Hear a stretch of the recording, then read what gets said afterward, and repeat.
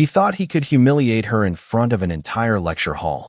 But he had no idea he was about to dismantle his own reputation piece by piece in less than 5 minutes.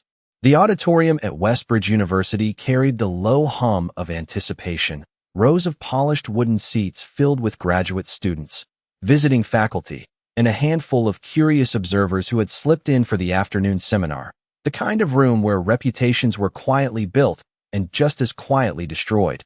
And at the center of it all stood Professor Daniel Harrington, a man whose name alone commanded respect, his tailored navy suit sharp against the chalk-dusted blackboard, his silver hair perfectly combed, his voice measured and confident as he spoke about advanced calculus theory with the certainty of someone who had never been seriously challenged in his own domain, his eyes scanning the room not for curiosity, but for validation, for agreement, for the silent nods that confirmed his authority.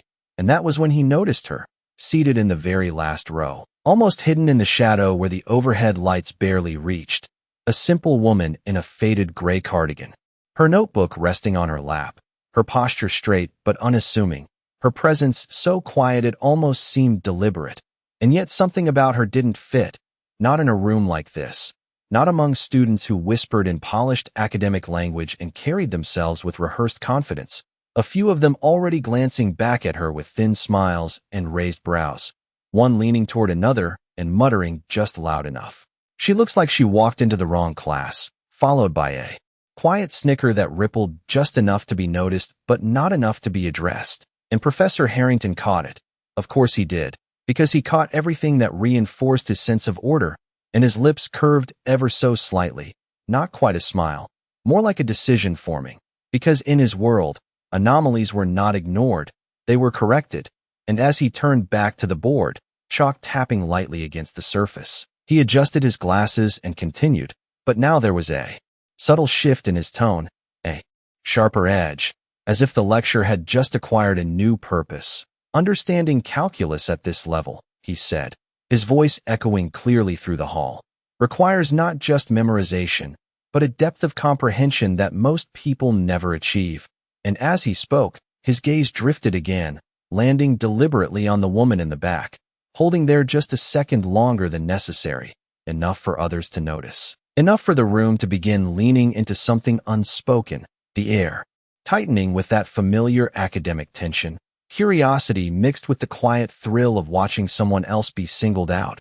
And the woman didn't react, not outwardly, her pen resting still against the page, her eyes steady, as if she had already seen this moment coming long before anyone else in the room even realized it existed.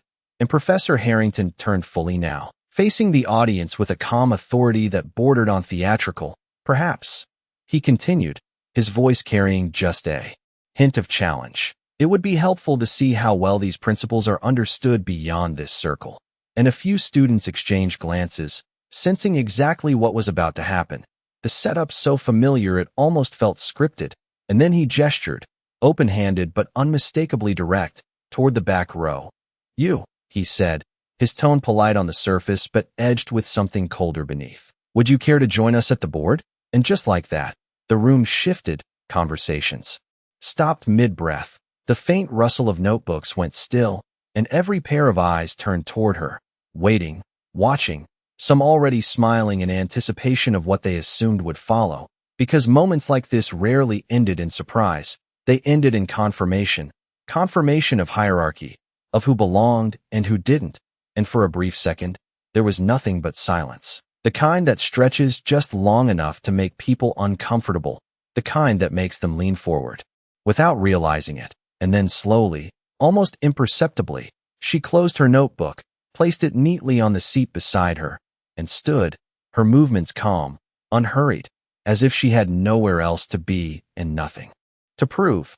And as she stepped into the aisle and began walking toward the front of the room, the soft echo of her footsteps against the polished floor seemed louder than it should have been, each step drawing more attention, more expectation, until even Professor Harrington's expression sharpened with interest, because he believed he understood exactly how this would end, and the room believed it too. And none of them yet realized that they were about to witness something they would never be able to forget. She reached the front of the lecture hall without a trace of hesitation, stopping just a few feet from the board where complex equations stretched across the dark surface like an unspoken challenge. And for a brief moment, she simply stood there, not looking at the professor, not looking at the students, only at the chalk resting in the tray as if it were something familiar, something she had not touched in a very long time. And Professor Harrington watched her closely, arms folded now, his posture relaxed in the way of someone who believed the outcome was already decided. "Take your time," he said, though his tone suggested the opposite, drawing a quiet ripple of amusement from a few students who leaned back in their seats, waiting for the inevitable stumble, the hesitation, the confirmation that she did not belong in this room. And somewhere in the second row, a student whispered, "This is going to be painful," while another shook his head with a grin, already losing interest. Before anything had even begun, but she did not react to any of it, not to the professor, not to the whispers, not even to the weight of every eye fixed on her. Instead, she reached forward and picked up the chalk, her fingers steady despite the silence pressing in from all sides. And as she turned toward the board, something shifted, subtle but undeniable, as if the room itself had taken a breath and was now holding it, waiting. And Professor Harrington stepped slightly to the side, giving her space with a small, almost theatrical gesture.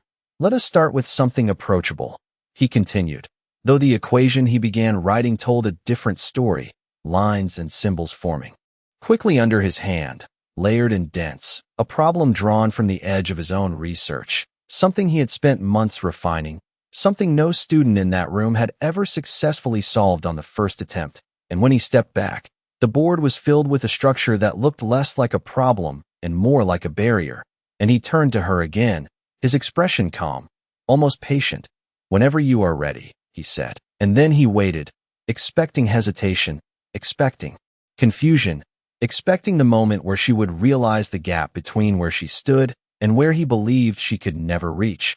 But instead she studied the equation in silence, her eyes moving across it with a focus that did not match the assumptions made about her just moments earlier.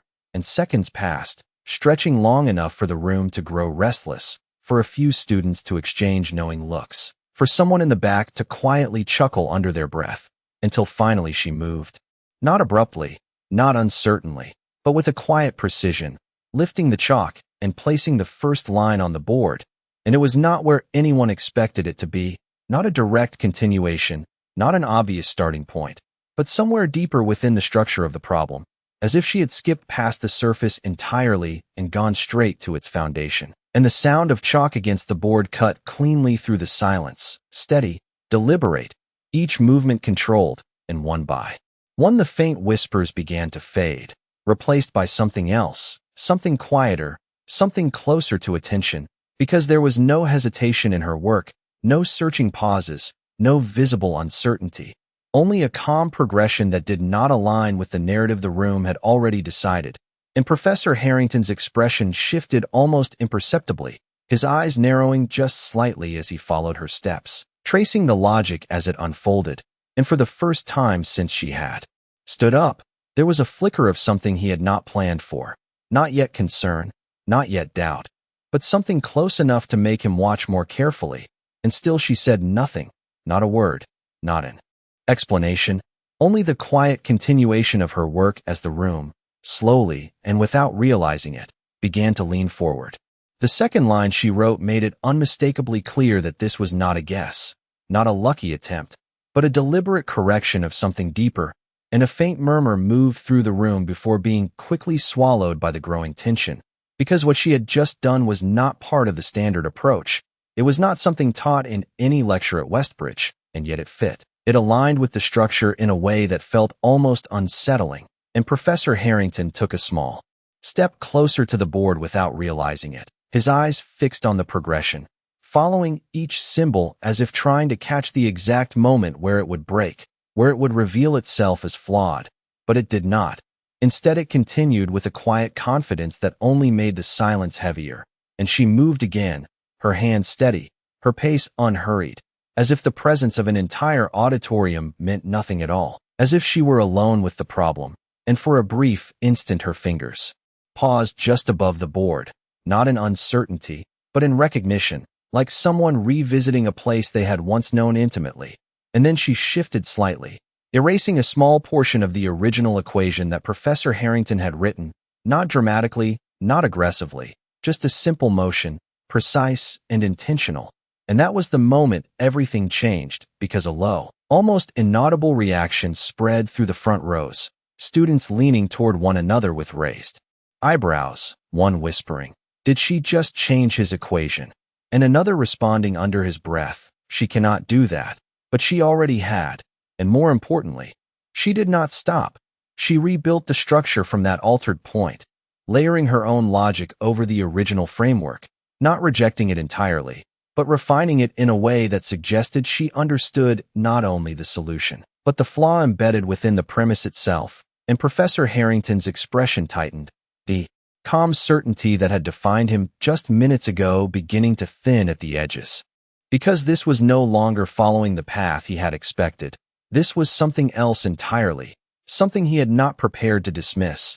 And the chalk continued its quiet rhythm, line after line, each step connecting seamlessly to the next, until the equation began to transform before the eyes of everyone in the room, shifting from something dense and inaccessible into something unexpectedly elegant. And the whispers that had filled the space earlier were gone now, replaced by a stillness so complete it felt almost deliberate, as if the room itself had chosen to step back and watch. And somewhere near the aisle, a student who had been leaning casually just minutes ago was now sitting upright, eyes locked on the board, his earlier confidence replaced by something closer to disbelief. And Professor Harrington exhaled slowly, though he did not seem aware of it, his focus narrowing, tracing her work again and again, searching for the error that would restore the balance he understood. But each time he reached for it, it slipped away, because there was no hesitation in her reasoning, no visible gap, only a clarity that grew sharper with each step. And then she stopped, not abruptly, but with the quiet certainty of someone who knew exactly where the conclusion belonged, placing the final notation with a soft, controlled motion before lowering the chalk back into the tray. And for a moment, she simply stepped back, her eyes resting on the board, as if confirming something only she could see. And the room did not react, not immediately, because no one seemed quite sure how to. And Professor Harrington stood there, just a few feet away, staring at the equation that no longer looked like his own, his mind moving quickly now, retracing every step, every shift, every correction she had made. And as the realization began to form, it did not arrive all at once. It came slowly, piece by piece. And with it came something far more unsettling than surprise, because for the first time in that room, he was no longer certain he understood what he was looking at, and the silence that followed was not empty. It was heavy, filled with the unmistakable weight of something that could not be undone. No one spoke, not at first, because the kind of silence that filled the lecture hall was not confusion. It was recognition, the slow, unsettling awareness that something irreversible had just taken place. And Professor Harrington remained still, his eyes locked on the board, as if refusing to let the equation escape him, as if by sheer focus he could reclaim control of it. But the longer he looked, the clearer it became that what stood before him was no longer an extension of his own work. It was something refined, corrected at its core, and he reached forward almost instinctively, picking up a piece of chalk with a hand that was steady, though not quite as certain as before, and he began tracing her steps, line by line, his voice returning but softer now, less performative, more deliberate. "You adjusted the boundary condition here," he said, not as a question, but as a realization forming aloud. And she gave a small nod, her expression calm, her posture unchanged, and he continued. "Following the transformation, which means the original assumption," his voice trailed for a fraction of a second, just enough for the room to feel it, "was incomplete." And the word hung there, heavier than it should have been, because it did not just describe the equation, it described him. And a ripple moved through the audience, not laughter this time, not whispers of mockery, but something quieter, something closer to disbelief. And one of the graduate students in the front row leaned forward, his brow furrowed, eyes scanning the board rapidly as if trying to catch up to a conversation that had already moved beyond him.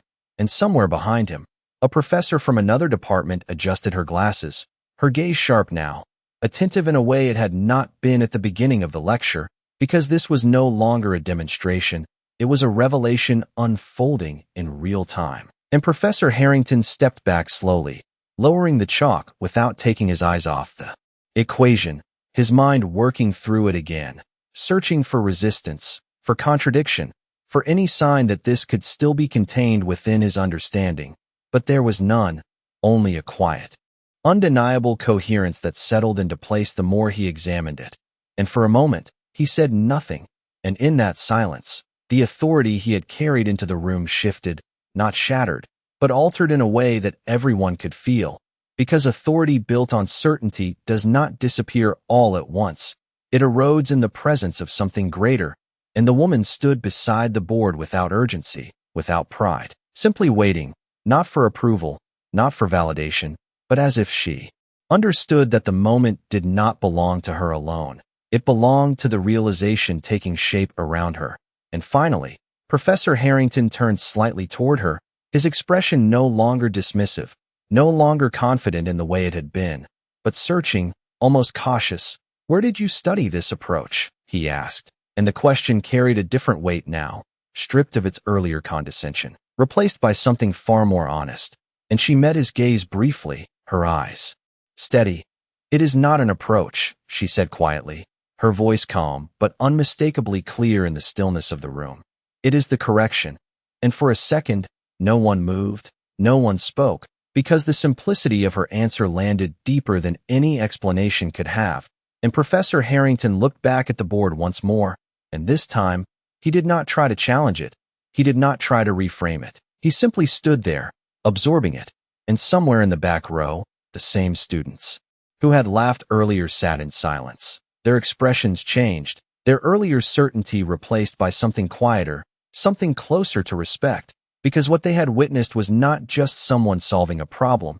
It was someone revealing the limits of what they thought they understood, and the room, once filled with judgment, now held only one thing, a stillness that carried the unmistakable weight of truth.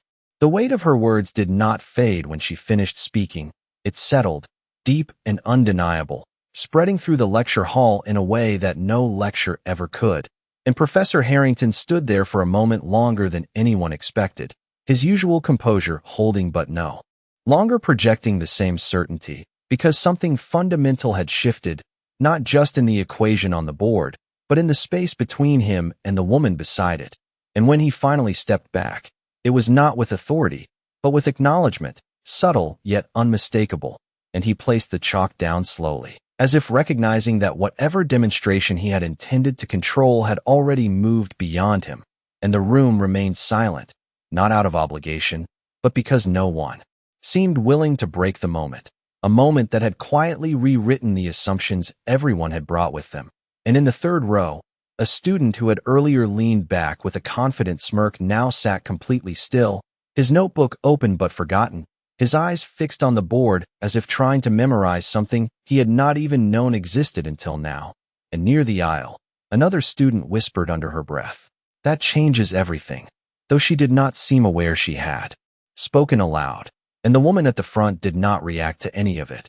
She simply turned slightly, her gaze moving once more across the equation, not to admire it, not to claim it, but as if confirming that it now stood complete. And then she stepped away from the board, her movements as calm as they had been when she first approached, as if the magnitude of what had just occurred belonged to everyone else, not to her. And Professor Harrington watched her, his expression thoughtful now, searching, not for flaws, but for understanding. "You recognize the inconsistency immediately," he said, his voice quieter, stripped of its earlier edge, and she paused, considering the question for a brief moment before answering. "It was not hidden," she replied, her tone even. "It was simply overlooked," and the simplicity of her response carried more weight than any detailed explanation could have, because it reframed the entire situation, not as a display of brilliance alone, but as a reminder of how easily certainty can blind even the most experienced mind. And a faint shift moved through the audience again, this time not disbelief, but something closer to humility, and Professor Harrington nodded once, slowly, as if accepting something he had not expected to confront that day. And for a brief moment, he seemed about to say more, but the words did not come, Or perhaps they were no longer necessary, because the equation behind them spoke with a clarity that required no defense, no elaboration, and the woman reached down to the desk beside the board, picking up her notebook with the same quiet care she had shown before. And as she turned toward the aisle, the entire room seemed to follow her. Movement without realizing it. Eyes tracking her not with judgment now, but with a quiet respect that had replaced everything that came before, and no one laughed, no one whispered, because there was nothing left to diminish, nothing left to question, and as she walked back toward her seat, the soft echo of her footsteps carried differently this time, not as a prelude to humiliation, but as the quiet conclusion of something far more powerful. And when she reached the back row and sat down, opening her notebook once again as if the lecture were simply continuing, the room remained still for just a moment longer, and then, slowly, almost cautiously, Professor Harrington turned back toward the board, not as the unquestioned authority he had been at the start, but as someone who had just been reminded that knowledge, no matter how advanced, is never beyond correction. And in that realization, the lecture hall did not return to what it had been. It moved forward into something else. Entirely, something quieter, something more honest, and something no one in that room would forget. The lecture did not resume the way it was supposed to, because something in the room had been fundamentally altered, and even though Professor Harrington turned back toward the board and attempted to continue where he had left off, his voice no longer carried the same unchallenged authority. It was measured now, deliberate in a different way, as if every word had to pass through a new awareness before being spoken, and the students felt it, even if they could not fully articulate it, because the confidence that once defined the space had been replaced by something more cautious, more reflective, and as he began explaining the revised structure of the equation, he found himself pausing, not for effect, but because the logic unfolding before him was no longer entirely his own. It had been reshaped, refined by someone he had moments ago dismissed without a second thought. And in the back row, the woman wrote quietly in her notebook, her pen moving steadily across the page, as if she were simply continuing her own work, unaffected by the shift she had created. And yet every so often, a student would glance back at her, their curiosity now mixed with something deeper, something closer to respect, and one of them, a young man who had earlier laughed without restraint, now found himself watching her more than the board, his expression thoughtful, almost unsettled, because the image he had formed had been replaced by something far more complex. And near the front, a visiting professor leaned slightly toward her colleague, whispering just low enough to remain private. "That was not instinct," she said, her eyes still fixed forward.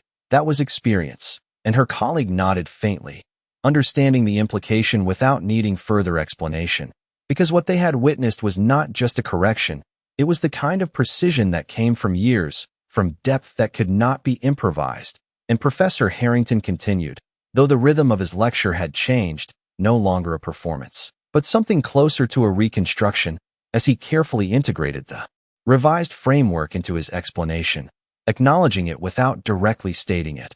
And the more he spoke, the more it became clear that the problem he had presented earlier was no longer the same. It had evolved, and so had he, though not in the way he might have chosen. And after several minutes, he paused again, longer this time, his gaze drifting briefly toward the back row before returning to the students in front of him. "Mathematics," he said slowly, "is not about being right the first time." And the words felt different coming from him now, less like a statement of principle and more like an admission shaped by the moment. It is about recognizing when something deeper needs to be understood, and no one interrupted, no one challenged him, because the lesson had already been delivered in a way no lecture could replicate, and the room absorbed it in silence. And as the session moved toward its natural conclusion, there was no applause, no dramatic acknowledgement, only a quiet shift in posture, in perspective, in the way each person in that room now viewed both the subject and themselves. And when the final notes were spoken and the lecture formally ended, the usual rush to gather belongings was slower, more thoughtful.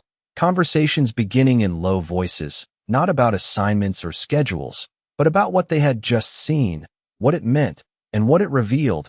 And Professor Harrington remained near the board for a moment longer than necessary, his eyes lingering on the corrected equation, as if committing it to memory, not just as mathematics, but as a reminder.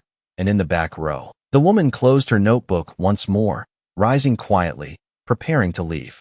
Just as she had arrived, without expectation, without announcement, and as she stepped into the aisle, there was a subtle shift as those nearest to her moved slightly aside, not out of obligation, but out of something unspoken, a recognition that had not been there before, and she walked toward the exit with the same calm presence, her footsteps soft against the floor, leaving behind a room that no longer saw her the way it had only an hour earlier.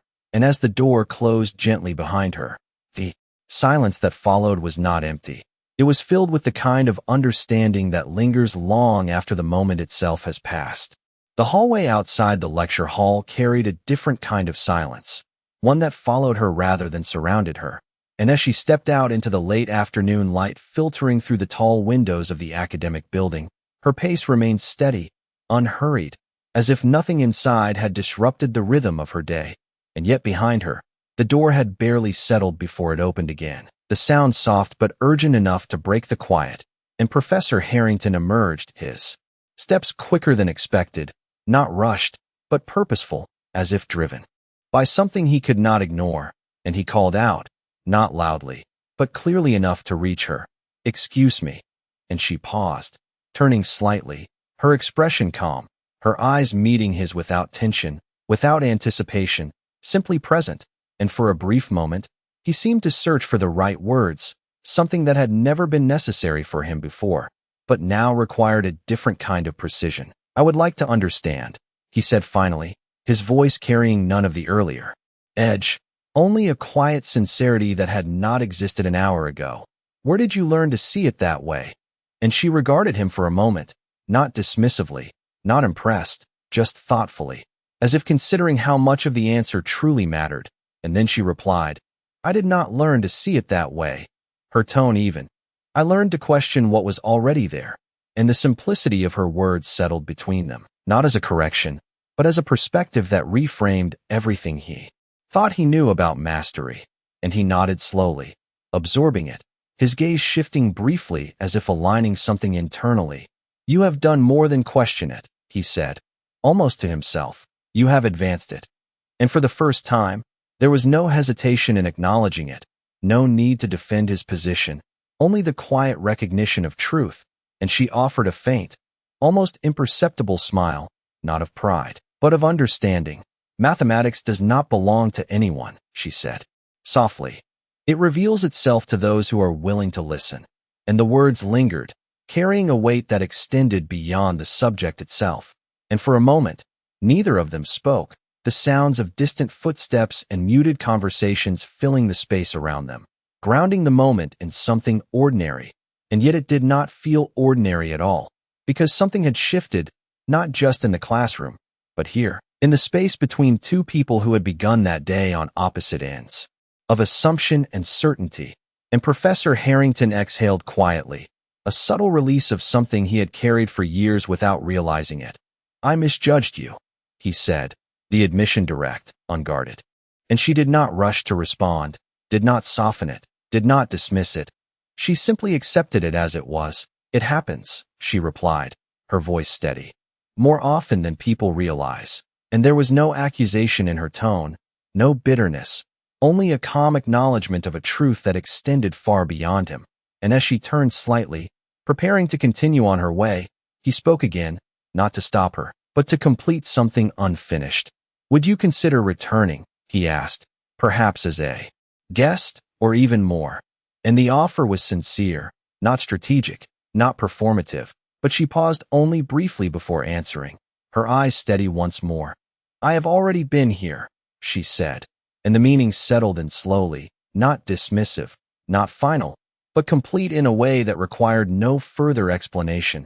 And with that, she inclined her head slightly, a gesture of quiet closure, before turning and walking down the corridor, her footsteps fading into the rhythm of the building, leaving behind a man who stood still for just a moment longer, not in uncertainty, but in reflection, because for the first time in a very long time, he understood that knowledge alone did not define mastery, and that the greatest lessons were often delivered not through authority, but through humility.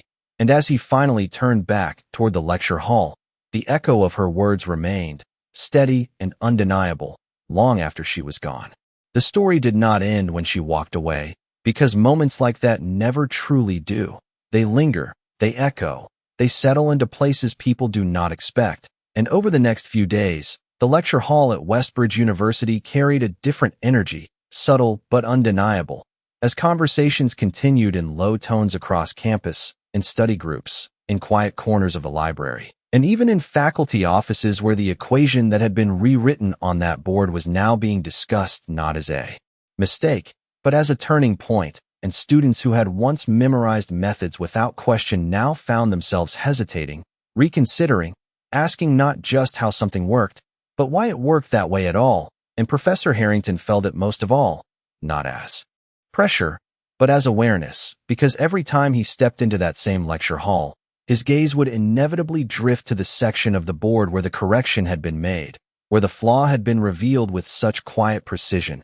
And though he had rewritten the problem countless times since then, refining it, integrating the new structure into his teachings, there was always a moment, just before he began, where he paused, not out of uncertainty, but out of respect for what that moment had changed, and the students noticed it too, not openly, not in a way that disrupted the class, but in the way they listened, more carefully now, more attentively, because the certainty they once relied on had been replaced with something more valuable, the understanding that even the most established knowledge could evolve.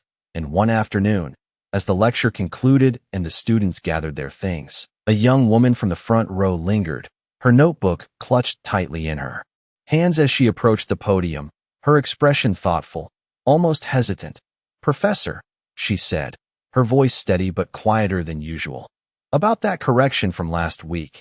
And he looked at her, recognizing the question before she even finished, because it had been asked in different ways throughout the week.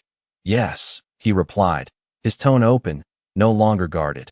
And she continued, "How did she see it so quickly?" And for a brief moment, he considered the question, not as a challenge, but as an opportunity. And then he answered, "Because she was not trying to prove that she was right," he said, his voice calm, measured.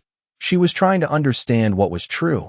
And the distinction settled between them, simple, but profound, and the student nodded slowly, as if something had just shifted into place, something that would change the way she approached every problem from that point forward. And as she walked away, the room gradually emptied, leaving Professor Harrington alone for a moment, standing in the quiet that followed. And he turned once more toward the board, studying the equation not as something to teach, but as something that had taught him, and outside, beyond the walls of the university, the woman continued her life as she always had, moving through her days without announcement, without recognition, her presence unchanged, because for her, that moment had never been about proving anything. It had simply been about seeing clearly what others had overlooked, and somewhere in that contrast, between the noise of recognition and the quiet of understanding, the true meaning of what had happened began to take shape, not as a single event, but as a lasting reminder, one that would remain long after the details faded, carried not in applause or acknowledgement, but in the way people chose to see the world differently from that day forward. And in that quiet shift, something far more powerful than a solved equation had been left behind. Years later, long after that afternoon had faded into the quiet rhythm of academic memory, the story remained, not in headlines or formal records, but in the way it had reshaped the people who were there, because those who had witnessed it carried something forward, something subtle but enduring. And in lecture halls across the campus, when a student hesitated before speaking, unsure if their question belonged, there was often a pause, a moment where they chose to raise their hand anyway. And when a professor stood before a room filled with expectation, there was sometimes a brief silence before they began, a recognition that knowledge was not a performance to be defended, but a conversation to be refined. And Professor Harrington, once known for his unwavering certainty, became known for something else entirely, a precision that now included humility, a willingness to reconsider, to listen, to allow space for what he did not yet see. And though he never spoke of that day in detail, those closest to him noticed the change, the way he no longer dismissed unfamiliar voices, the way he asked questions differently, not to challenge, but to understand.